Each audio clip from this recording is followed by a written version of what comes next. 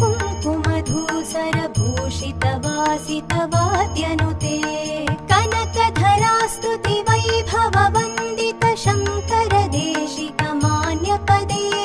जय जय हे मधुसूदन कामिनि विजयलक्ष्मि सदा पालय माम् जय जय हे मधुसूदन कामिनि विजयलक्ष्मि सदा पालय माम् प्रणत सुरेश्वरि भारति भार्गवि शोकविनाशिनि रत्नमये